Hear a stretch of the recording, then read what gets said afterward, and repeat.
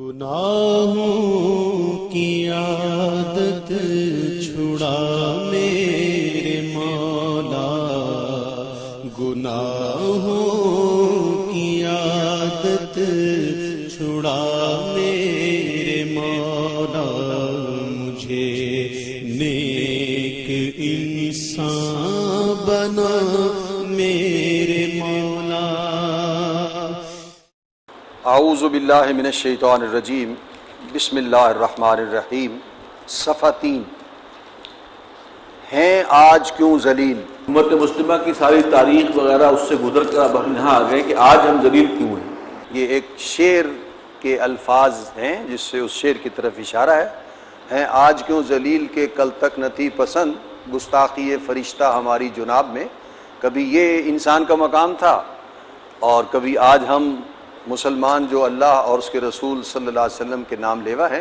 وہ دنیا میں ذلت اور رسوائی سے دوچار ہیں۔ تو اس کی وجہ کیا ہے؟ 22 جنوری 1993 کو نیو جرسی اسٹیٹ کے ایک شہر میں خطاب جمعہ کے لیے ذہن تانا بانا بننے میں مصروف تھا کہ اچانک بجلی کوندنے کے سے انداز میں یہ تلخ حقیقت سامنے آئی کہ ہم سورۃ البقرہ کی آیت 61 میں وارد شدہ الفاظ ضربت علیہم الذلۃ والمسکنۃ وباءوا بغضب من اللہ، ان پر ذلت اور مسکنت تھوپ دی گئی اور وہ اللہ کے غضب میں گھر گئے کو پڑھتے ہوئے اطمینان سے گزر جاتے ہیں، اس لیے کہ یہ الفاظ یہودیوں کے بارے میں وارد ہوئے ہیں۔ لیکن اگر موجودہ حالات میں معروضی مطالعہ کیا جائے تو اس وقت ان الفاظ قرآنی کے مصداق کامل مسلمان ہیں نہ کہ یہود۔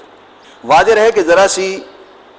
تقدیم و تاخیر کے ساتھ یہ مضمون سورہ آل عمران کی آیت 114 میں بھی وارد ہوا ہے، 112 میں بھی وارد ہوا ہے۔ اسی طرح سورۃ الفاتحہ کی آخری آیت کی تفسیر کے ضمن میں اس امر پر مفسرین کا تقریباً اجماع ہے کہ مغضوب علیہم کی عملی تفسیر یہود ہیں اور ضالین کے مصداق نصارہ ہیں، جبکہ واقعہ یہ ہے کہ اگرچہ مؤخر الذکر یعنی عیسائیوں کا گمراہ ہونا تو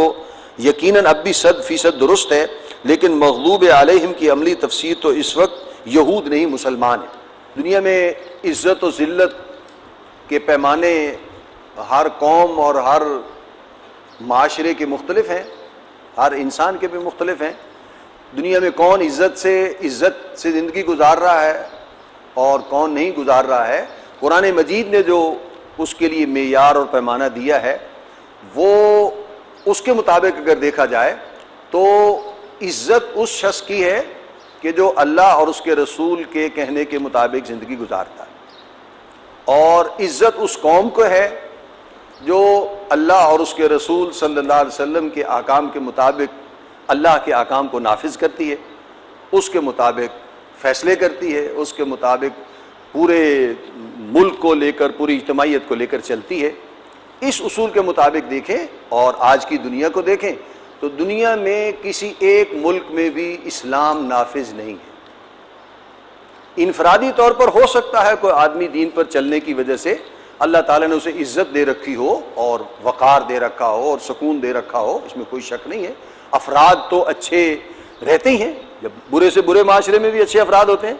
ہم جب مکی معاشرے کا ذکر کرتے ہیں، جب رسول اللہ صلی اللہ علیہ وسلم تشریف لائے تو اس وقت اللہ کے رسول صلی اللہ علیہ وسلم تو اللہ کے رسول ہی تھے، لیکن عشرہ مبشرہ کے افراد جو تھے ایمان لانے سے پہلے بھی وہیں موجود تھے نا۔ حضرت ابوبکر بھی وہیں تھے، حضرت طلحہ، حضرت زبیر،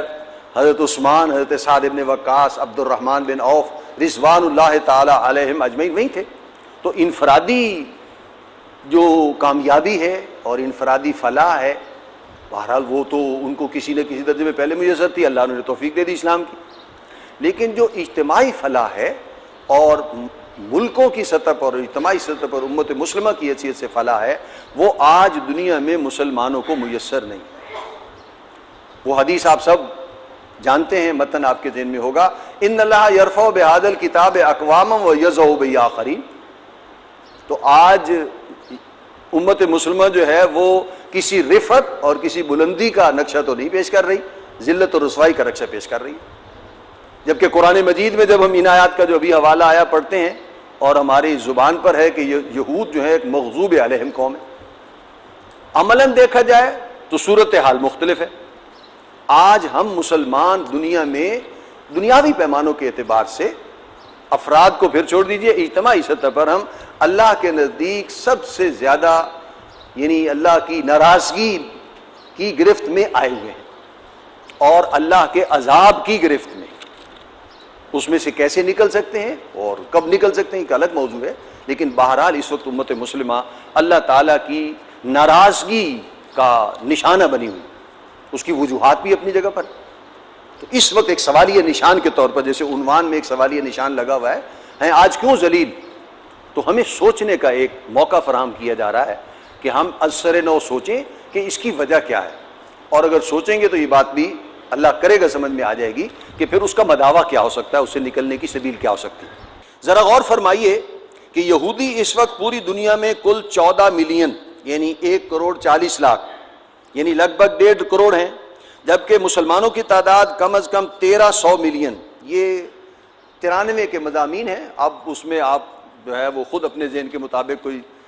25% کا ضرور اضافہ کر لیجئے دونوں طرف. گویا مسلمان یہودیوں سے تعداد میں تقریباً 100 گنا زیادہ ہیں. ایک یہودی کے مقابلے میں 100 مسلمان. اس کے باوجود اس وقت کرۂ ارضی کی سیاسی قسمت بالفعل یہود کے ہاتھ میں ہے، اس لیے کہ وہ علامہ اقبال کے قول فرنگ کی رگے جہاں پنجہ یہود میں ہے کہ مصداق وقت کی واحد سپریم پاور یعنی ریاست ہائے متحدہ امریکہ کی سیاست، معیشت اور ثقافت سب پر پوری طرح قابض اور قابو یافتہ ہیں، اور امریکہ کا صدر ہو یا سینٹ اور کانگریس ہو یا پینٹاگون، سب ان کے اثر و رسوخ اور بالخصوص ذرائع ابلاغ پر ان کے کنٹرول کے آگے بے بس ہیں. دوسری طرف سونے چاندی کی بجائے کاغذی کرنسی کے رواج اور بینک، انشورنس اور سٹاک چینج کے شیطانی جال پر تسلط کے ذریعے اس وقت دنیا کی دولت کے بڑے حصے پر یہود کا قبضہ ہے. چنانچہ ایک جانب ان میں سے 20 افراد ایسے موجود ہیں یہود میں جو کئی بلین ڈالر کا ایک چیک جاری کر سکتے ہیں. کسی کے پاس جائیداد ہونا اربوں ڈالر کی وہ اور ہے، ضرورت کے وقت پیسہ نہیں ہوتا، یہ بلڈنگ بھی میری ہے، یہ بلڈنگ بھی میری ہے، لیکن چیک تو آدمی تب لکھ سکتا ہے نا کہ جب بینک میں اتنا پیسہ نقد موجود. تو یہودیوں میں کئی افراد ایسے ہیں، سینکڑوں افراد کے جو کئی ارب ڈالر کا چیک لکھ سکتے ہیں، ان کے پاس اتنا کیش موجود ہے بینک بیلنس میں. تو دوسری جانب عالمی اقتصادیات کا لیور یا ہینڈل ان کے ہاتھ میں ہے کہ جب چاہیں اور جہاں چاہیں مالی بحران پیدا کر کے دنیا کی بڑی سے بڑی طاقت کو ریزہ کر دیں. سوویت یونین کا یہ حشر تو سامنے کی بات ہے، یعنی 93 کا مضمون ہے اور 90 میں سوویت یونین جو ہے وہ اس کا شکست ریخ سے دوچار ہو گیا تھا. سوویت یونین کا یہ حشر تو سامنے کی بات ہے ہی. جیسے ہی صہیونیوں نے محسوس کیا کہ امریکہ ان کی راہ میں رکاوٹ بن رہا ہے، وہ آنن فانن یہی معاملہ ریاست ہائے متحدہ امریکہ کے ساتھ بھی کر سکتے ہیں، اور غالباً وہ وقت اب زیادہ دور بھی نہیں ہے، واللہ عالم. بہرحال 17-18 سال گزر چکے ہیں، اللہ کرے کہ جلدی آ جائے یہ وقت، ہمیں اس کا انتظار ہے، اس کے لیے دعا ہے بلکہ ہماری. یہ سٹاک ایکسچینج کے ذریعے تباہی ہے. جو حضرات بھی بزنس سے یا متعلق ہیں یا اخبارات پڑھتے ہیں، یہ سٹاک ایکسچینج کی جو خبریں آتی ہیں کہ کراچی کا سٹاک ایکسچینج بیٹھ گیا اور ایسے ہو گیا اور کروڑوں ڈالر ڈوب گئے، اربوں ڈالر لوگوں کے جو ہے وہ ضائع ہو گئے، تو وہ کوئی ہے پیچھے ہاتھ جو سٹاک ایکسچینج میں ذرا سا پیسہ ڈال کر وہ شیئرز خریدتا ہے اور جس کمپنی کو چاہتا ہے اوپر لے جاتا ہے، جس کو چاہتا ہے نیچے لے جاتا ہے. یہ وہ ایک جوا ہے اور یہ سب چیز کا ایک لیور بنا کر یہود نے اپنے ہاتھ میں رکھا ہوا ہے کہ جس سے وہ دنیا کی معیشت سے کھیل رہے ہیں. اپنے گھروں میں بیٹھ کر بس صرف ٹی وی سکرین پر وہ بیٹھ کر چیزوں کو دیکھتے ہیں اور بٹن دباتے ہیں اور کسی ملک کو اوپر اور کسی کو نیچے کر دیتے ہیں. یہود کا یہ سیاسی اور معاشی اثر و نفوذ تو ذرا پس پردہ اور عام لوگوں کی نگاہوں سے مخفی ہے، لیکن امت مسلمہ سے تقابل کے اعتبار سے یہ حقیقت کو اظہر من الشمس ہی ہے کہ عالم اسلام خصوصاً عالم عرب کے سینے میں اسرائیل کا خنجر بالفعل پیوست ہے. واضح رہے کہ دریائے اردن کے مغربی کنارے، گولان کی سطح مرتفع اور غزہ کی پٹی، جس کا آج کل بھی خبروں میں کافی تذکرہ آ رہا ہے، غزہ کی پٹی سے قطع نظر جس پر 1967 کی جنگ میں اسرائیل قابض ہوا 1948 میں جو ابتدائی اسرائیل وجود میں آیا تھا اس کی صورت واقعتاً بالکل ایک خنجر کی سی ہے. یعنی پرانا نقشہ ذہن میں ہو جو 48 میں اسرائیل وجود میں آیا تھا تو واقعی ایک خنجر اوپر سے ذرا چوڑا ہے اور نیچے بالکل ایک نوک سی بنتی ہے. یہ خنجر کی شکل ہے جو عالم اسلام کے سینے میں پیوست ہے. اس پر مستداد یہ کہ دیکھنے والی نگاہیں دیکھ رہی ہیں کہ وسیع تر اسرائیل بھی بالقوہ وجود میں آ چکا ہے. اس لیے کہ دنیا اسلام بالخصوص عالم عرب میں کوئی طاقت ایسی موجود نہیں ہے جو اس کے قیام کی راہ میں مزاحم ہو سکے. یہ بالکل دوسری بات ہے کہ صہیونیوں کی اپنی حکمت عملی ابھی اپنے آخری اقدام کے ضمن میں قدر تاخیر کی متقاضی ہو. اسرائیل کا قیام 1948 میں مئی 1948 میں عمل میں آیا. اس سے نصف صدی پہلے 1897 میں یہودیوں کی ایک بہت بڑی کانگریس ہوئی تھی سوئٹزرلینڈ میں. باسل اس کا شہر ہے. اس میں انہوں نے مل کر دنیا کے حالات کا جائزہ لیا تھا کہ اب حالات یہاں تک آ گئے ہیں ان کے مطابق کہ اب دنیا بھر کے یہودیوں کو اکٹھا کر کے ان کے لیے ایک وطن بنانا چاہیے جہاں سے وہ نکلے تھے 70 عیسوی میں وہ ٹائٹس رومی کے حملے کے ساتھ. اب وقت آ گیا کہ وہ بنا لیا جائے. اس میں دنیا بھر سے تقریباً 100 نمائندے شامل ہوئے تھے. ان میں سے بر صغیر سے جو 3 آدمی گئے تھے پورے برطانوی ہند سے, اس میں سے 2 افراد تو اور ہیں, ان کے نام بھی ریکارڈ پر ہیں تاریخ میں, اور تیسرا جو آدمی تھا وہ سر آغا خان سوم تھا جو اس کانگریس میں برطانوی ہند سے اس یہودیوں کی صاف ظاہر ہے وہ صہیونیت کی وجہ سے یا فری میسن کی وجہ سے نمائندہ ہونے کی وجہ سے وہاں شریک تھا. وہاں یہ فیصلہ ہوا تھا کہ اگلے 100 سال میں ہمیں اپنے منصوبے کو اور اسرائیل وطن بنا لینا ہے, اس کو گریٹر اسرائیل میں کنورٹ کر دینا ہے, اور جو 2 ان کے مزید منصوبے ہیں آپ کے تو علم میں ہی ہے کہ بیت المقدس کی تیسری بار تعمیر, 3rd ٹیمپل کی تعمیر, اور ساری دنیا کی معیشت پر قبضہ. آج ساری دنیا کے ملکوں کو وہ ریموٹ کنٹرول کرنا چاہیں یا پریکٹیکلی جیسے ہے اس میں بھی وہ بہت حد تک کامیاب ہیں. اس کی طرف اشارہ ہے کہ وہ 93 تک یہ محسوس ہو رہا تھا کہ اسرائیل گریٹر اسرائیل کی طرف جا رہا ہے. اگرچہ آج ہم 2010 میں بیٹھے ہیں, ابھی تک وہ اس اپنے منصوبے میں 1997 کے بعد ابھی 13 سال اور ہو گئے کامیاب نہیں ہو سکا. اس کی کئی وجوہات ہیں اور اس کا اسرائیل کو بہت دکھ ہے. صاف ظاہر ہے ان کا ایک 100 سالہ عالمی منصوبہ تھا. وہ پروٹوکولز کے نام سے جو کتاب ان کے اپنے وہ جو انہوں نے بنائے تھے رہنما اصول کی, ان اصولوں پر ہم چلیں گے اور 100 سال میں اپنے جو ہے منصوبے کامیاب کر لیں گے. اس کا انگریزی میں اس کا جو ترجمہ تھا وہ کراچی سے شائع ہوا تھا. ملتی ہے وہ کتاب, پڑھنی چاہیے کم از کم رفقائے تنظیم اسلامی کو کہ ہمارے مد مقابل جب یہودی ہیں اور صہیونی جو عزائم ہیں انہی کے خلاف ہم جا رہے ہیں تو ہمارا دشمن کیا سوچتا ہے, اس کے منصوبے کیا ہیں, وہ ہمارے علم میں رہنے چاہیے. اس کے مطابق 100 سال میں ہو جانا چاہیے تھا, اگرچہ ابھی تک نہیں ہوا. اب وہ تیزی سے کچھ اقدام کر رہے ہیں لیکن اللہ ہی بہتر جانتا ہے کہ وہ کب ہو. مزید پیش بندی, وہ بڑا قدم اٹھانے سے پہلے کہ مسجد اقصیٰ کو شہید کر کے 3rd ٹیمپل تعمیر کریں, انہیں جو پیش بندی کرنی تھی اپنی حفاظت کی, ان میں سے ایک مرحلہ تو گزر گیا ہے. عراق کا جو انہوں نے بیڑا غرق کروایا امریکہ کے ہاتھوں, اس کا واحد مقصد یہی تھا کہ عرب ورلڈ میں وہ ایک واحد قوت تھی کہ جو ان کے لیے مزاحم ہو سکتی تھی. اور نمبر 2, پوری دنیا میں جہادی قوتوں کو اکٹھا کر کے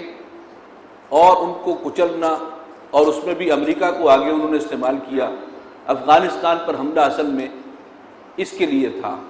کہ جہادی عناصر جو مسلمانوں میں ہیں ان سے بڑا خطرہ ہے, اور ان کو کچلنے کے لیے پلان بنایا. اور اس کے لیے پائلٹ پروجیکٹ کے طور پر یہاں پر آپ نے دیکھا کہ اس دور میں پہلے تو افغانستان پر حملہ کیا جو پاکستان میں آ گئے تھے, اس کا پائلٹ پروجیکٹ جو ہے وہ لال مسجد تھی. نیکسٹ سٹیپ سوات آپریشن, اس سے اگلا سٹیپ جنوبی وزیرستان, اس سے اگلا سٹیپ اب ہے شمالی وزیرستان, جس کا گھیراؤ کیے بیٹھی ہے ہماری فوج اس وقت, امریکہ کی مرسنری فوج, اور وہ جو ہے ان کے تنخواہ کے اوپر یہ سارے کام کر رہی کہ اکٹھا کیا جائے ایک جگہ پر. سوات میں پہلے موقع دیا گیا جرائم پیشہ عناصر کو, اور ان کو پروٹیکشن دی گئی کہ جرائم پیشہ عناصر طالبان کے بھیس میں یہ کام کریں اور پوری دنیا میں طالبان کو بدنام کرنے کے لیے خوب میڈیا کو استعمال کیا جائے. بڑی پلاننگ کے ساتھ یہ ہو رہا ہے، اور الٹیمیٹلی امریکہ بھی یہ کیوں کر رہا ہے اسے بھی شاید پوری طرح نہیں معلوم۔ اصل میں جیوز ہیں جو اپنے گریٹر اسرائیل کے خواب کی تکمیل کے لیے اپنے راستے کی رکاوٹوں کو دور کر رہے ہیں، اور ہم ان کے ساتھ پوری طرح شانہ بشانہ شریک ہیں ان کے اس ایجنڈے کے اندر۔ اس کے بالکل برعکس صورتحال مسلمانوں کی ہے کہ تعداد میں 1.25 ارب سے زائد، اب تو 1.5 ارب کے قریب ہو گئے ہیں، سے زائد ہونے کے باوجود کس نمی پرست کے بھیا کیس تھی، یعنی کوئی ہمارا حال بھی نہیں پوچھتا کہ تم کس حال میں ہو، کہ مصداق بین الاقوامی سطح پر ان کی رائے کی کوئی حیثیت نہیں۔ سارے عالمی معاملات G7 یا زیادہ سے زیادہ G15 ممالک جو ہیں وہ طے کرتے ہیں، اور بین الاقوامی مسائل میں سارے اقدامات کا فیصلہ UNO اور اس کی سیکیورٹی کونسل کے پردے میں صرف امریکہ اور اس کے چند ہواری بالخصوص انگلستان اور فرانس کرتے ہیں۔ ہمارے بڑے بڑے ملکوں اور بڑی شان و شوکت کی حامل حکومتوں کے جملہ معاملات بھی کہیں اور طے ہوتے ہیں۔ ہماری داخلی و خارجہ حکمت عملی کہیں اور بنتی ہے، یہاں تک کہ ملکی بجٹ اور ٹیکسوں کے ضمن میں ہدایات باہر سے آتی ہیں۔ مزید برآں ہمارے وسائل پر بالفعل اغیار کا قبضہ ہے، اور ہمارے دولت مند ترین ملکوں کی تمام تر دولت بھی اصلاً غیروں کے دستے اختیار میں ہے، کہ اگر ذرا ان کی مرضی کے خلاف ادنا جنبش بھی کریں تو چشم زدن میں ان کی کل دولت اور سرمایہ منجمد کر کے گویا صفر بنا کر رکھ دیں۔ الغرض ہماری کیفیت اس وقت بالکل وہی ہے جس کا نقشہ نبی اکرم صلی اللہ علیہ وسلم نے اپنی ایک حدیث مبارک رواہ احمد و ابو داؤد ان صوبان میں کھینچا تھا کہ مجھے اندیشہ ہے کہ ایک زمانہ ایسا آئے گا کہ نہایت کثیر تعداد میں ہونے کے باوجود تمہاری حیثیت سیلاب کے ریلے کے اوپر کے جاگ سے زیادہ نہیں رہے گی، بے وقت ہو جاؤ گے تم۔ ان لطیف، اصل میں تو ہم عام طور پر محاورہ بولتے ہیں ٹھوس حقائق، تو یہ زیادہ توجہ دلانے کے لیے کہ یہ ذرا چھپے ہوئے ہیں اور نگاہوں سے اوجھل ہیں، توجہ عام طور پر نہیں ہوتی۔ ان لطیف حقائق پر مستزاد یہ تلخ واقعات تو نگاہوں کے عین سامنے موجود ہیں کہ مغرب ہو یا مشرق، اس وقت ساری دنیا میں مسلمان شدید ترین مصائب و آلام سے دوچار ہیں۔ چنانچہ مشرق میں بھارت اور کشمیر اور مغرب میں بوسنیا ہرزگوینیا تو بالفعل ہو گیا مانند آب ارزاں مسلمان کا لہو کا نقشہ پیش کر رہے ہیں۔ آج یہ نگاہوں سے اوجھل ہو گیا، 17-18 سال پہلے بوسنیا ہرزگوینیا کا زخم ابھی تازہ تھا، اور وہ سیونی قوت جو ہے وہ یورپ میں کسی مسلمان ملک اور مسلمانوں کی کسی آبادی کو برداشت کرنے کو تیار نہیں تھی، انہوں نے صفایا کر کے ہی دم لیا ہے۔ اب وہاں کچھ آرام ہے کہ ان کے حساب سے وہاں مسلمانوں کا خاتمہ ہو چکا ہے۔ باقی عالم اسلام بھی یا تو افغانستان اور تاجکستان کی طرح خانہ جنگی کے عذاب میں مبتلا ہے، یا سورہ نحل کی آیت 112 میں وارد شدہ الفاظ لباس الخوف والجوع کے مطابق بھوک اور خوف کے لباس میں ملبوس نظر آتا ہے، اور جہاں بظاہر ان دونوں میں سے کوئی صورت موجود نہیں ہے بلکہ دولت کی ریل پیل اور عمارتوں کی شان و شوکت یورپ ہی نہیں امریکہ کا مقابلہ کرتی نظر آتی ہے، وہاں بھی ذلت اور مسکنت کی یہ صورت بتمام و کمال موجود ہے کہ بین الاقوامی سطح پر نہ عزت ہے نہ وقار۔ یہ مڈل ایسٹ اور سعودی عرب کا معاملہ، کویت کا معاملہ ہے، یہ پیسہ بہت ہے، عمارتیں بہت ہیں، ترقی بہت ہے، شاید امریکہ کو بھی وہ وہاں کی ترقی کو بھی چکا چوند کرتی ہے، یہ اس کو بھی پیچھے چھوڑ گئی ہے وہاں کی عمارات اور وہاں کی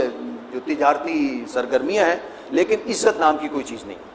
لیکن بین الاقوامی سطح پر نہ عزت ہے نہ وقار، اور خود داخلی سطح پر بھی حقیقی آزادی حاصل ہے نہ واقعی اختیار۔ چنانچہ ایک جانب ذلت کی انتہا یہ ہے کہ مغرب کے اخبارات و جرائد میں ان دولت مند ترین مسلمانوں کا تذکرہ بالعموم تمسخر اور استہزاء کے ساتھ ہوتا ہے، تو دوسری جانب مسکنت اس حد تک پہنچ چکی ہے کہ بھارت میں بابری مسجد کے گرائے جانے پر 50 سے زائد نام نہاد مسلمان ملک حکومتوں میں سے کسی ایک کو بھی یہ جرت نہیں ہوئی کہ بھارت کی حکومت سے یہی کہہ سکتی کہ اگر مسجد فی الفور دوبارہ تعمیر نہ کی گئی تو ہم سفارتی یا اس سے بھی کمتر درجہ میں تجارتی تعلقات منقطع کر لیں گے۔ دسمبر 92 کی بات ہے کہ وہ بابری مسجد گری تھی، یہ 93 کے مضامین ہے، اس وقت کی بات تازہ تھی کہ کسی ایک مسلمان ملک نے بھی دھمکی بھی نہیں دی، عمل کرنا تو دور کی بات ہوتی ہے۔ 50 سے زائد مسلمان ملک ہیں، اس میں عرب تو بہت اہمیت رکھتے ہیں، ان کا تو تیل سپلائی ہوتا ہے، اور اس طرح اگر وہ دھمکی دے دیتے تو کچھ شاید اثر بھی ہو جاتا، لیکن کسی نے دھمکی دینا بھی گوارا نہیں کی، اس رخ پر سوچا ہی نہیں ہے۔ اسی سے آگے بڑھ کر معاملات جو ہوئے ہیں قرآن مجید کی انتہا درجے میں توہین، گوانٹنامو بے ہو یا بیگرام ایئر بیس ہو، ابو غریب جیل، پوری دنیا میں مسلمانوں نے احتجاج کیا، لیکن مسلمان ملکوں کو، حکومتوں کو توفیق نہیں ہوئی کہ اس پر کوئی سٹینڈ لے سکتے۔ نبی اکرم صلی اللہ علیہ وسلم کے تمسخر آمیز خاکے بار بار وہ چھاپ رہے ہیں اور بار بار مسلمانوں کے زخموں پر نمک چھڑک رہے ہیں، لیکن ہماری کسب و پرسی اور بیچارگی اور بزدلی کا یہ عالم ہے کہ ہماری حکومتوں کو یہ توفیق نہیں ہو سکی کہ ہم سفارتی تعلقات منقطع کریں اور تجارتی روابط ختم کریں۔ یہ اسی رخ پر سفر جو ہے وہ آگے بڑھ چکا ہے اس سے۔ گویا عزت و وقار کے ساتھ ساتھ غیرت ملی کا جنازہ بھی نکل چکا ہے، اور 1.25 ارب سے زیادہ افراد پر مشتمل عالمی ملت اسلامیہ اس وقت بالفعل حمیت نام تھا جس کا گئی تیمور کے گھر سے کا نقشہ پیش کر رہی ہے۔ تو سوچئے کہ الفاظ قرآنی ضربت علیہم الذلۃ والمسکنۃ وباؤوا بغضب من اللہ، یعنی ان پر ذلت اور مسکنت مسلط کر دی گئی اور وہ اللہ کے غضب میں گر گئے کہ مصداق اس وقت ہم نام نہاد مسلمان ہیں یا یہود۔ آگے بڑھنے سے قبل اس خیال کے تحت کہ مبادا مایوسی اور بددلی کے سائے زیادہ گہرے ہو جائیں، یعنی مایوسی ہو جائے آپ کو اور بددلی سی ہو کہ یہ کیا نقشہ پیش کیا جا رہا ہے، حالانکہ ہے تو یہ حقیقت، اور مبادا کسی کے دل میں یہ وسوسہ پیدا ہو جائے کہ قرآن کے بیان میں کسی شک و شبہ کی گنجائش ہے، یہ حقیقت بیان کر دینی ضروری ہے کہ موجودہ صورتحال مستقل نہیں عارضی ہے اور مستقبل میں بالکل برعکس ہو جائے گی۔ چنانچہ قرآن حکیم میں قوموں اور امتوں کے عروج و زوال کے جو اصول اور عذاب الہی کا جو فلسفہ بیان ہوا ہے اور اس پر مستضاد احادیث نبویہ علی صاحب الصلاۃ والسلام میں قرب قیامت کے جو حالات و واقعات اور یہود و نصارہ اور مسلمانوں کے مابین آخری آویزش اور مارکہ آرائی کے ضمن میں جو پیشین گوئیاں وارد ہوئی ہیں، ان کے مطابق یہود پر بہت جلد عذاب استیصال یعنی جڑ سے اکھیڑ پھینکنے والا عذاب نازل ہوگا۔ اس اصطلاح کی وضاحت بعد میں ہوگی، اور وہ عظیم تر اسرائیل جس کے خواب وہ عرصے سے دیکھ رہے ہیں اگرچہ ایک بار قائم تو ہو جائے گا، لیکن بالآخر وہی ان کا عظیم ترین اجتماعی قبرستان بنے گا۔ دوسری جانب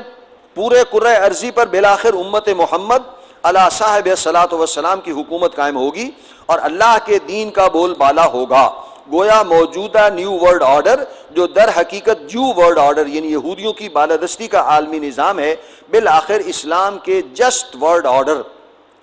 یعنی خلافت علی منہاج النبوہ کے عدل و قسط پر مبنی عالمی نظام میں تبدیل ہو کر رہے گا۔ چنانچہ صحیح مسلم میں حضرت ثوبان رضی اللہ تعالیٰ عنہ سے روایت ہے کہ نبی اکرم صلی اللہ علیہ وسلم نے فرمایا، ان اللہ زوالی الارض فرأیت مشارقها ومغاربها وان امتی سیبلغ ملکها ما زوی لی منها۔ اللہ نے مجھے پوری دنیا کو لپیٹ کر دکھا دیا، چنانچہ میں نے اس کے سارے مشرق بھی دیکھ لیے اور تمام مغرب بھی، اور یقین رکھو کہ میری امت کی حکومت ان تمام علاقوں تک پر قائم ہو کر رہے گی جو مجھے لپیٹ کر دکھائے گئے۔ اسی طرح مسند احمد بن حنبل میں حضرت مقداد بن الاسود رضی اللہ عنہ سے روایت ہے کہ رسول اللہ صلی اللہ علیہ وسلم نے فرمایا، لا يبقى على ظہر الارض بیت مدر ولا وبر الا ادخلہ اللہ کلمۃ الاسلام بعز عزیز او ذل ذلیل اما يعزهم اللہ فیجعلهم من اہلها او یذلهم فیدینون لها۔ روئے زمین پر نہ کوئی اینٹ گارے کا بنا ہوا گھر باقی رہے گا اور نہ کمبلوں کا بنا ہوا خیمہ جس میں اللہ اسلام کو داخل نہیں کر دے گا، خواہ عزت والے کے اعزاز کے ساتھ، خواہ کسی مغلوب کی مغلوبیت کی صورت میں، یعنی یا لوگ اسلام قبول کر کے خود بھی عزت کے مستحق بن جائیں گے یا اسلام کی بالادستی تسلیم کر کے اس کی فرما برداری قبول کرنے پر مجبور ہو جائیں گے۔ لہٰذا ہم الصادق والمصدوق صلی اللہ علیہ وسلم کے فرمودات پر یقین کی بنا پر ایک جانب موجودہ عالمی نظام کے سربراہوں یعنی یہود و نصارہ سے کہہ سکتے ہیں کہ اور بھی دور فلک ہیں ابھی آنے والے، ناز اتنا نہ کریں ہم کو ستانے والے، اور دوسری جانب معروضی حالات کے مطالعے اور مشاہدے کے باعث جب امید کا دامن ہاتھ سے چھوٹتا محسوس ہو اور مایوسی کے سائے زیادہ گہرے ہونے لگیں تو سنبھلنے دے مجھے اے نا امیدی کیا قیامت ہے کہ دامان خیال یار چھوٹا جائے ہے مجھ سے اور نومیدی زوال علم و عرفاں ہے، امید مرد مومن ہے خدا کے رازدانوں میں. کہ مصداق ایک غالب کا شعر ہے اور ایک اقبال کا ہے. کہ مصداق دامن خیال یار کی طرح دامن امید پر اپنی گرفت از سر نو مضبوط کر سکتے ہیں. لیکن علامہ اقبال کے اس شعر کے مطابق کہ مسلمستی سینہ را از آرزو آباد دار، ہر زمان پیش نظر لا یخلف المیعاد دار. مسلمان ہو اپنے سینے کو اس آرزو سے ہرا بھرا رکھو، آباد رکھو، اور ہر لمحہ یہ بات پیش نظر رہے کہ اللہ تعالیٰ اپنے وعدے کے خلاف نہیں فرمائے گا. اس آخری امید سے پہلے اپنے سینے کو آباد رکھنے کے ساتھ ساتھ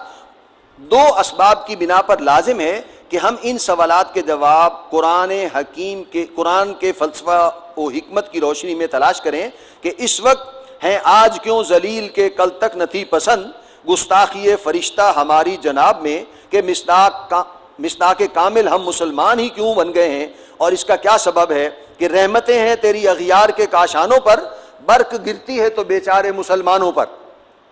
اس لیے کہ ایک عام سادہ لو مسلمان کی سوچ تو لامحالہ یہ ہے کہ ہم خواہ افعال و اعمال اور اخلاق و کردار کے اعتبار سے کتنی ہی پستی میں گر چکے ہوں، بہرحال کلمہ گو اور خاتم النبیین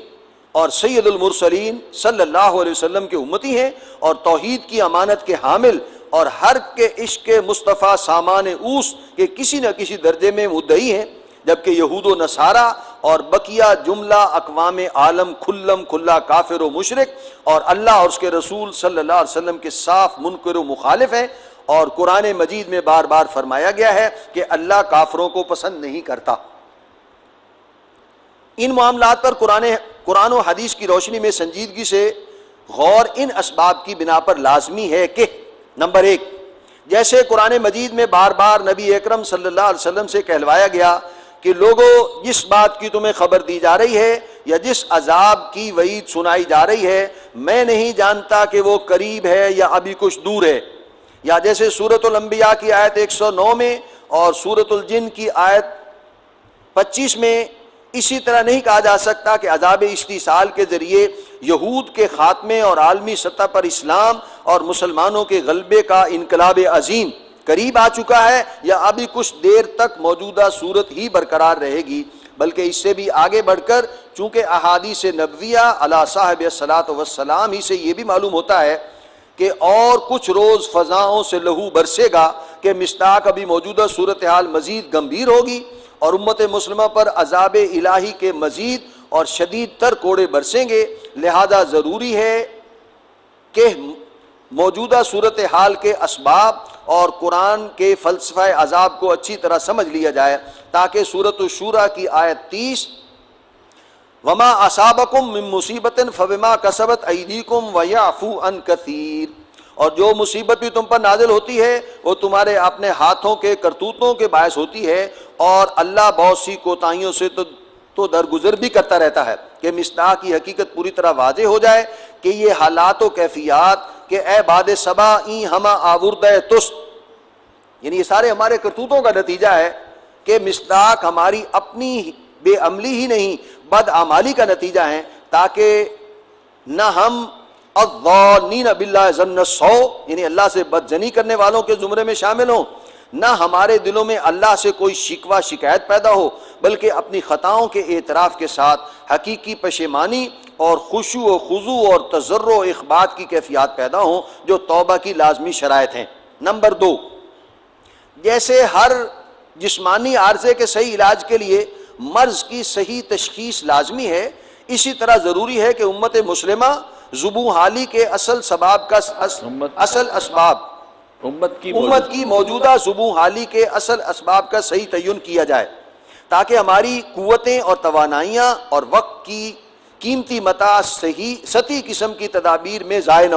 ہو جائیں، بلکہ ہم صورتحال کی سنگینی کے صحیح ادراک اور امت کے مزمن اور پیچیدہ امراض کے گہرے اسباب و عوامل کا صحیح شعور حاصل کر کے ان کے مداوا اور معالجہ کے لیے صحیح اور مؤثر تدابیر اختیار کر سکیں، اور اس تلخ حقیقت کے اعتراف کے ساتھ کہ اس وقت ہم بحیثیت امت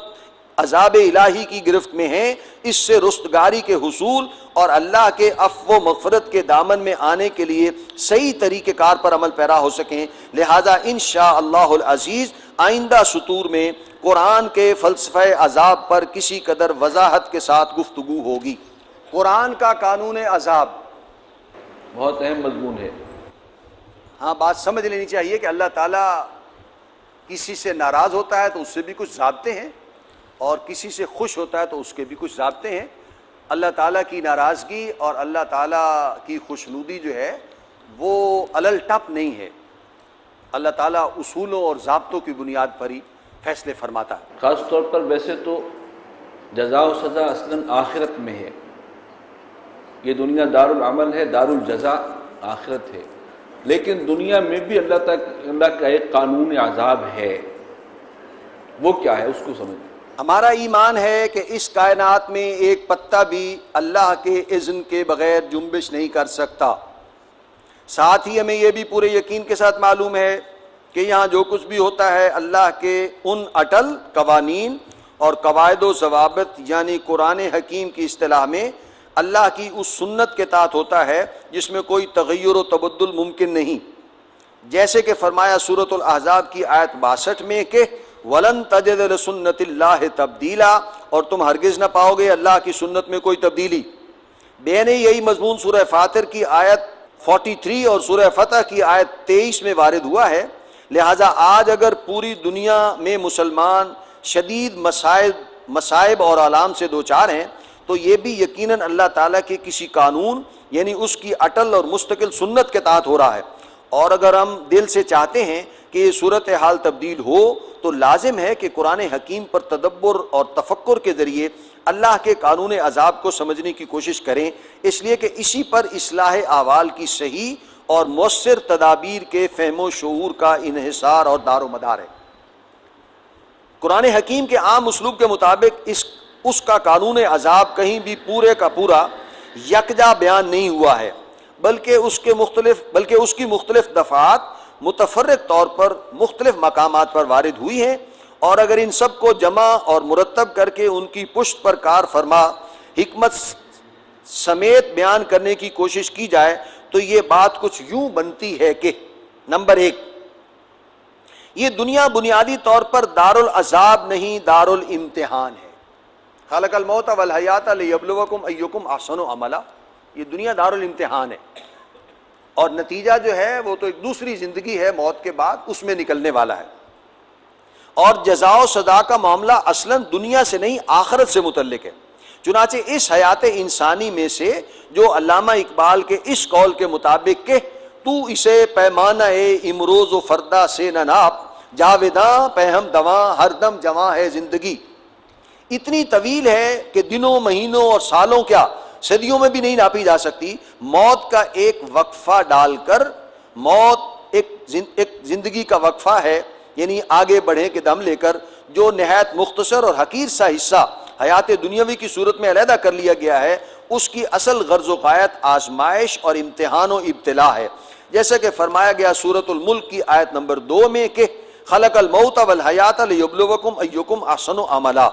اس نے بنائی موت اور زندگی تاکہ تمہیں آزمائے کہ کون ہے تم میں سے اچھے عمل کرنے والا،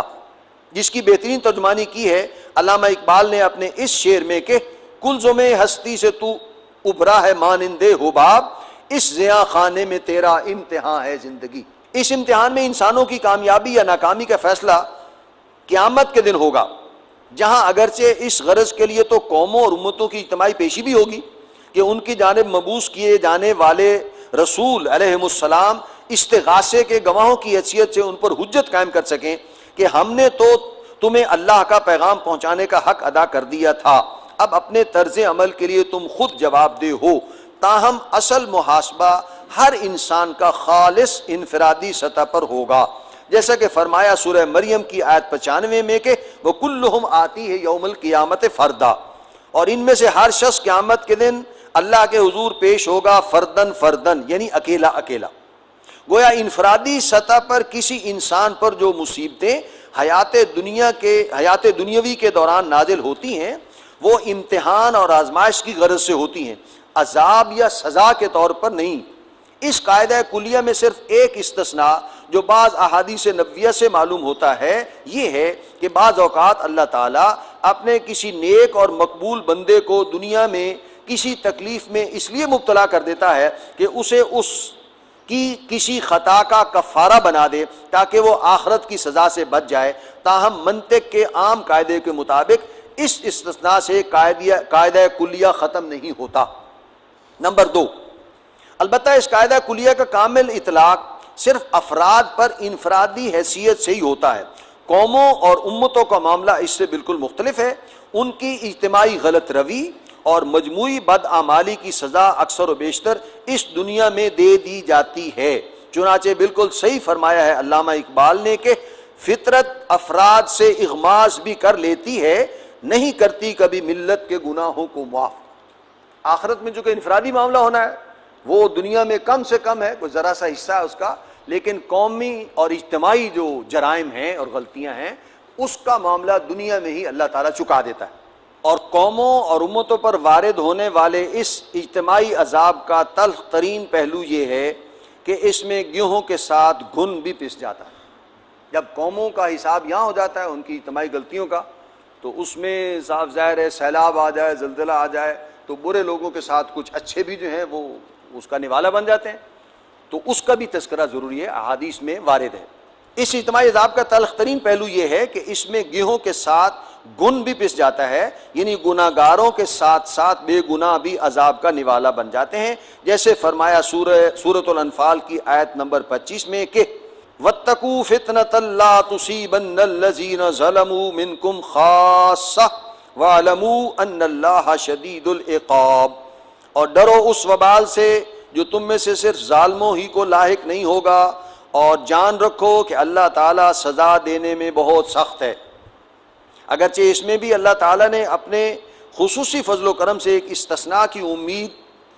دلائی ہے، یعنی یہ کہ کسی قوم یا امت پر وارد ہونے والے اجتماعی عذاب سے ان لوگوں کے بچنے کی امید کی جا سکتی ہے جو نہ صرف یہ کہ خود بدی سے اجتناب کرتے رہیں بلکہ اپنی قوم کو غلط روش اور اللہ کی معصیت اور نافرمانی سے روکنے میں ایڑی چوٹی کا زور صرف کر دیں، جیسے کہ سورۃ الاعراف میں اصحاب السبت پر نازل ہونے والے عذاب کے ضمن میں فرمایا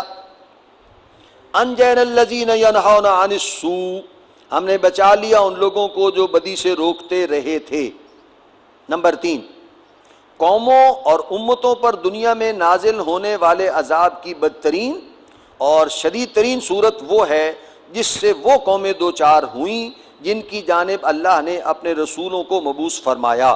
علیہم السلام، اور انہوں نے ان پر اپنی دعوت و تبلیغ میں صحیح بلیغ فرما کر اور حق کی قولی و عملی شہادت میں کوئی دقیقہ فروگزاشت نہ رکھ کر اتمام حجت کا حق ادا کر دیا۔ اس کے باوجود ان کی قوموں نے بحیثیت مجموعی ان کی دعوت کو رد کر دیا اور حق کی راہ اختیار نہ کی تو ان پر عذاب استیصال نازل ہوا، یعنی صرف رسولوں اور ان معدود چند لوگوں کو بچا کر جو ان پر ایمان لائے، باقی پوری قوموں کی جڑ کاٹ دی گئی، یعنی انہیں نیست و نابود اور نسیم منسیہ کر دیا گیا۔ چنانچہ قرآن مجید کا ہر قاری بخوبی واقف ہے، قاری کے معنی سمجھ کر پڑھنے والا، کہ اسی عذاب استیصال یا عذاب اکبر کی مثالیں ہیں وہ عذاب جو قوم نوح علیہ السلام، قوم صالح علیہ السلام، قوم لوط علیہ السلام، قوم شعیب علیہ السلام اور آل فرعون پر نازل ہوئے، جس کے نتیجے میں کہیں تو ارشاد ہوتا ہے کہ کأن لم یغنوا فیہا، وہ ایسے ہو گئے جیسے کبھی تھے ہی نہیں، کہیں فرمایا کہ لا یرا الا مساکنہم، ان کے مکانوں اور مسکنوں کے سوا کچھ نظر نہیں آتا، یعنی ان کے مکین نیست و نابود ہو گئے، اور کہیں ارشاد ہوتا ہے فقطع دابر القوم الذین ظلموا، پس ان ظالموں کی جڑ کاٹ ڈالی گئی۔ واضح رہے کہ اس نوع کے عذاب کے ضمن میں قرآن نے ایک سے زائد مرتبہ وضاحت اور صراحت کی ہے کہ یہ کسی رسول کی بعثت کے ذریعے اتمام حجت کے بعد ہی نازل کیا جاتا ہے۔ چنانچہ سورہ بنی اسرائیل میں اسی نوع کے عذاب کے بارے میں فرمایا گیا ہے کہ وما كنا معذبین حتی نبعث رسولا، اور ہم عذاب بھیجنے والے نہیں ہیں جب تک کسی رسول کو مبعوث نہ کر دیں۔ اور سورۃ القصص کی آیت 59 میں بھی یہی قاعدہ کلیہ بیان ہوا ہے، وما کان ربک مہلک القری حتی یبعث فی امہا رسولا یتلو علیہم آیاتنا، اور آپ کے رب کی شان یہ نہیں ہے کہ وہ بستیوں کو ہلاک کر دے جب تک ان کے مرکزی مقام پر ایک رسول کو نہ بھیج دے جو انہیں ہماری آیات سنا دے۔ اس عذاب استحصال یا عذاب اکبر کے ضمن میں اللہ کی یہ سنت بھی قرآن میں بار بار بیان ہوئی ہے کہ جس قوم کی جانب اللہ تعالی رسول کو مبعوث فرماتا تھا اس پر آخری اور بڑے عذاب سے قبل چھوٹے چھوٹے عذاب لوگوں کو جھنجھوڑنے کی غرض سے نازل فرماتا تھا، تاکہ جو جاگ سکتے ہوں جاگ جائیں، اور جن میں اصلاح پذیری کا مادہ موجود ہو وہ اپنی اصلاح کر لیں۔ چنانچہ اسی سنت الہی کا ذکر اختصار کے ساتھ سورۃ السجدہ کی آیت نمبر 21 میں ہے، وَلَنُذِيقَنَّهُم مِّنْ عَذَابِ الْأَدْنَىٰ دُونَ الْعَذَابِ الْأَكْبَرِ لَعَلَّهُمْ يَرْجِعُونَ، اور ہم انہیں لازماً مزہ چکھائیں گے چھوٹے عذاب کا بڑے عذاب سے قبل، شاید کہ یہ رجوع کر لیں۔ اور اسی کا تفصیلاً ذکر ہے سورۃ الانعام کی آیت 41 تا 45 اور سورۃ الاعراف کی آیات 94 تا 96 میں۔ نمبر 4، قوموں اور امتوں پر بحیثیت اجتماعی اس دنیا میں نازل ہونے والے عذاب الہی کی دوسری قسم وہ ہے جو رسولوں کی امتوں پر ان کی غلط روی اور بدعمالی کے باعث نازل ہوتا ہے۔ یہ عذاب مقدم الذکر عذاب استحصال سے اس اعتبار سے تو ہلکا ہوتا ہے کہ اس کے ذریعے قوموں یا امتوں کا بالکل خاتمہ نہیں ہوتا، لیکن اس اعتبار سے زیادہ تکلیف دہ ہوتا ہے کہ یہ وقفہ سے مسلسل آتا رہتا ہے، اور جب کوئی مسلمان امت اس نوع کے عذاب میں مبتلا ہوتی ہے تو اس پر جو کیفیت طاری ہوتی ہے اسے منفی طور پر بیان کیا جائے تو وہ اس جہنمی انسان کی سی ہوتی ہے جو قرآن کے الفاظ میں ثم لا يموت فيها ولا يحيا کا مصداق ہو جاتا ہے، یعنی نہ وہ زندہ ہی رہتا ہے اور نہ اسے موت آتی ہے۔ اور اگر مثبت طور پر بیان کیا جائے تو یوں کہا جا سکتا ہے کہ زندگی نام ہے مر مر کے جیے جانے کا، اللہ ہمیں بچائے۔ اس قسم کے عذاب کا اصل سبب یہ ہوتا ہے کہ جو قوم کسی رسول اور خاص طور پر کسی صاحب کتاب و شریعت رسول کی امت ہونے کی مدعی ہوتی ہے وہ گویا زمین پر اللہ کی نمائندہ ہونے کی دعوے دار ہوتی ہے۔ اب اگر اس کا طرز عمل اور رویہ اس کے دعویٰ کے برعکس ہو اور وہ اپنے انفرادی اخلاق و اعمال اور سیرت و کردار اور اپنی اجتماعی تہذیب و ثقافت اور معاشی و سیاسی نظام میں کتاب الہی کی تعلیمات اور شریعت خداوندی کے احکام سے مختلف ہی نہیں متضاد نقشہ پیش کرے تو یہ جرم ناقابل معافی ہے، اس لیے کہ اپنے اس طرز عمل کے باعث یہ نام نہاد مسلمان امت بجائے اس کے کہ خلق اور خالق کے مابین واسطہ امت وسط اور رابطے کا ذریعہ بنے، الٹی حجاب اور رکاوٹ بن جاتی ہے، اور اس کو دیکھ کر اللہ کے بندے اللہ کے دین کی جانب راغب ہونے کی بجائے الٹے اس سے متنفر ہو جاتے ہیں۔ یہی وجہ ہے کہ سورۃ الصف کی آیت 2-3 میں فرمایا گیا، یا ایھا الذین آمنوا لم تقولون ما لا تفعلون کبر مقتا عند اللہ ان تقولوا ما لا تفعلون، اے ایمان کے دعوے دارو کیوں کہتے ہو جو کرتے نہیں، تمہارا یہ طرز عمل کہ جو زبان سے دعویٰ کرو اس پر عمل میں پورے نہ اترو اللہ کے غضب کو بہت بھڑکانے والا ہے، اللہ بچائے۔ اس نوع کے اجتماعی عذاب میں مبتلا ہونے والی اقوام یا امتوں کا ایک وصف مشترک جسے قسمت کی ستم ظریفی سے ہی تعبیر کیا جا سکتا ہے یہ ہے کہ وہ اس ظلم میں مبتلا ہو جاتی ہیں کہ ہم تو اللہ کے بہت چہیتے اور لاڈلے ہیں اور ہمارا معاملہ دوسرے عام لوگوں کا سا نہیں ہے، لیکن ہم اللہ کے یہاں خصوصی اور ترجیحی سلوک کے مستحق ہیں، اور ستم بالائے ستم یہ کہ اس جہل مرکب میں مبتلا قوم پر جیسے جیسے عذاب الہی کے کوڑوں کی شدت بڑھتی جاتی ہے اس کے متذکرہ بالا زوم میں بھی اضافہ ہوتا چلا جاتا ہے۔ گویا صورت یہ بن جاتی ہے کہ ادھر درے پر درہ پڑتا جاتا ہے، ادھر غرہ پر غرہ پڑتا چلا جاتا ہے۔ چنانچہ اس کی کلاسیکل مثال ہے سابقہ امت مسلمہ یعنی یہود و نصارہ کا یہ قول جو سورۃ المائدہ کی آیت نمبر 18 میں نقل ہوا ہے، نحن ابناء اللہ و احباہ، ہم تو اللہ کے بیٹے ہیں اور اس کے نہایت چہیتے اور لاڈلے، جس پر اللہ تعالیٰ نے نہایت عبرت انگیز تبصرہ فرمایا، قل فلم یعذبکم بذنوبکم بل انتم بشر ممن خلق. اے نبی صلی اللہ علیہ وسلم ان سے کہیے کہ پھر اللہ تعالیٰ تمہیں گناہوں کی پاداش میں عذاب کیوں نازل تمہارے گناہوں کی پاداش میں عذاب کیوں نازل فرماتا رہا ہے، بلکہ اپنے اس ظلم کے برعکس تم بھی ویسے ہی انسان ہو جیسے دوسرے جو اللہ نے پیدا فرمائے. اسی طرح ان کا ایک مزعومہ عقیدہ یہ بھی تھا کہ لن تمسنا النار الا ایاما معدودہ، ہمیں تو جہنم کی آگ چھو ہی نہیں سکتی سوائے گنتی کے چند دنوں کے، جس پر نہایت فصیح و بلیغ تبصرہ وارد ہوا. قل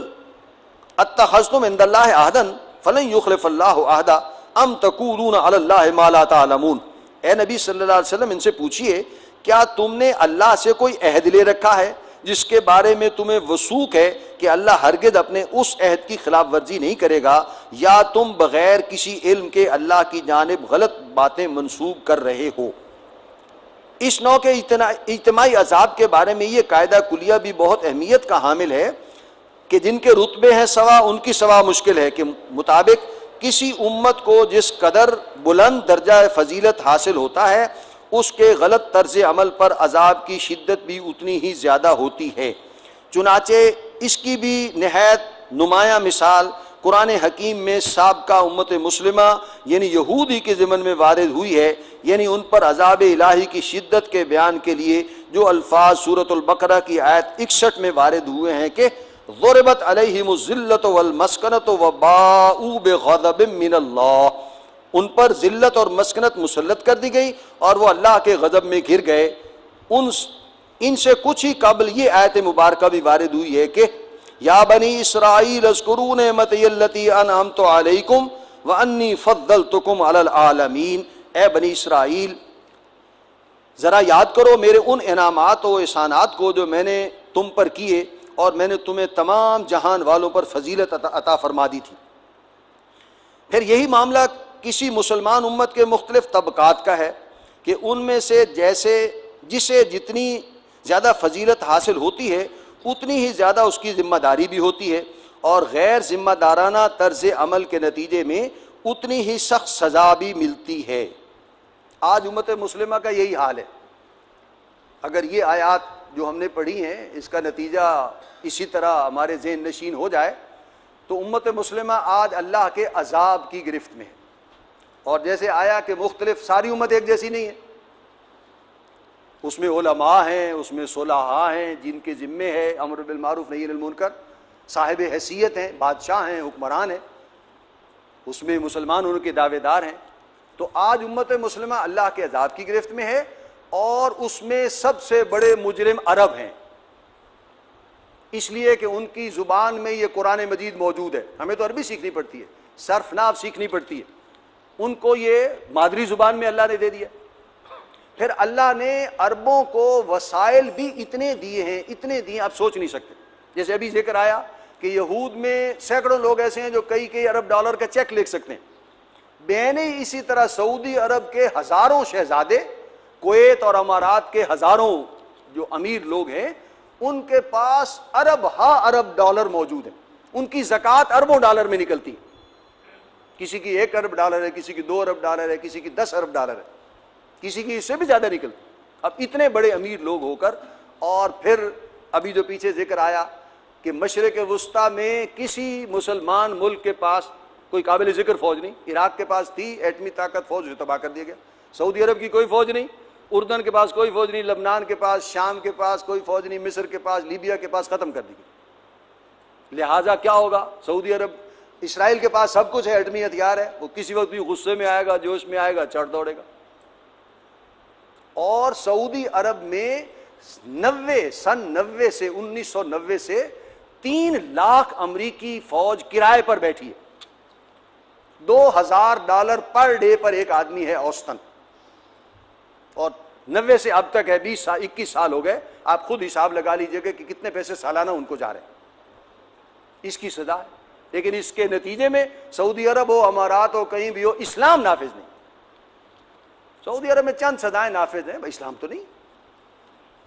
پوری دنیا میں ایک مرلہ زمین ایسی نہیں ہے، 30 گز زمین ایسی نہیں ہے جس میں کہ اللہ کا دین نافذ ہو. تو سزا تو ہے. حدیث میں ہے، ترمذی شریف میں وہ حدیث ہے، من اقتراب الساعۃ ہلاک العرب، قرب قیامت میں ایسے حالات پیدا ہوں گے کہ تمام عرب ہلاک کر دیے جائیں. اور یہ صورتحال اب آنکھوں سے نظر آ رہی. وہ جو ملحمۃ العظمیٰ اور ملحمۃ الکبریٰ کی ساری نشانیاں ہیں وہ اسی چھوٹے سے حدیث کے ٹکڑے کی وضاحت ہیں. گویا سارے عرب ہلاک کر دیے، آنکھوں سے نظر آ رہا ہے، عظیم مقصد. اور اسی امت مسلمہ میں عربوں کے بعد اگر کوئی مجرم ہے تو مسلمانان پاکستان ہے. ابھی وہ لوگ زندہ ہیں جنہوں نے خود نعرے لگائے تھے کہ پاکستان کا مطلب کیا لا الہ الا اللہ، لیکن 63 سال کے باوجود ہم نے سب کچھ کیا ہے، وہی نہیں ہوا جس کے لیے پاکستان بنا. لہٰذا ہم مجرم ہیں. اور اس میں بھی پھر وہی بات کہ سارے برابر نہیں ہیں، لوکل بھی مجرم ہیں، لیکن جو ہجرت کر کے اسی کام کے لیے آئے تھے ان سے تو زیادہ ہی پوچھا جائے گا کہ تم آئے کس لیے تھے، وطن کیوں چھوڑا تھا، کیا غرض و غایت تھی، دین تھا تو پھر دین نافذ کیوں نہیں کیا، کوئی اور مطلب تھا، کاروبار تھا تو وہ پھر کیوں آئے. یہاں والوں سے بھی پوچھا جائے گا، تمہیں گھر بیٹھے، لیکن درجے کا مقامیوں سے بھی پوچھا جائے گا، لیکن ان سے بھی پوچھا جائے گا زیادہ. اسی طرح اور علماء صلحاء پیر سارے جو ہیں وہ جو بھی شعور جنہیں حاصل ہو گیا ان سے بھی پوچھا جائے گا. درجہ بندی ہے ساری. تو یہ بات سوچنے کی ہے کہ آج امت مسلمہ اس عذاب کی گرفت میں ہے، لیکن سوچنے کی بات یہ کہ ہم اس سے نکل کیسے سکتے ہیں. رونے سے کچھ نہیں ہوگا، وہ تو ایک حقیقت ہے، چاہے کتنا ہی ہم اجتماعی رونا بھی رو لیں تب بھی کوئی فائدہ نہیں ہوگا اگر ہم تھوڑی دیر کے لیے سوچ کر اس لیے پڑھ رہے ہیں کہ ہم غور کریں کہ اس صورتحال سے نکلے کیسے جا سکتے ہیں. آخری بات جو ہے یہاں 5 نمبر، مندرجہ بالا مباحث سے یہ نتیجہ از خود برآمد ہو جاتا ہے کہ جو قوم نہ کسی رسول کی امت ہونے کی مدعی ہو، نہ ہی اس کی جانب اس کی یادداشت اور معلوم و محفوظ تاریخ کی حد تک کوئی رسول مبعوث ہوا ہو، اس کے عذاب و ثواب اور سزا و جزا کا سارا معاملہ آخرت سے متعلق ہے. حیات دنیاوی کی حد تک وہ حیوانات اور چرند پرند کے مانند، اور سورہ بنی اسرائیل کی آیت کلن نمد ہؤلاء وہؤلاء من عطاء ربک، اور سورۃ الاحقاف کی آیت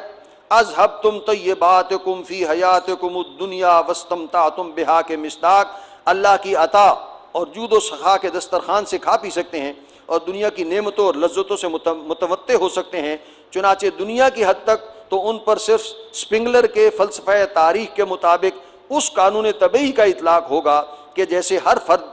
پیدا ہوتا ہے، پھر جوان ہوتا ہے، پھر بوڑھا ہو جاتا ہے اور پھر مر جاتا ہے، ایسے ہی قومیں اور تہذیبیں بھی مختلف طبعی ادوار سے گزر کر بالآخر ختم ہو جاتی ہیں. رہا حیات اخروی اور یوم قیامت کے محاسبہ کا معاملہ تو وہ تو ہر فرد نوع بشر کا اپنے اپنے نظریات و عقائد اور اخلاق و اعمال کے اعتبار سے طے ہونا ہی ہے. گناہوں کی عادت چھڑا میرے مولا، گناہوں کی عادت چھڑا میرے مولا، مجھے نیک انسان بنا میرے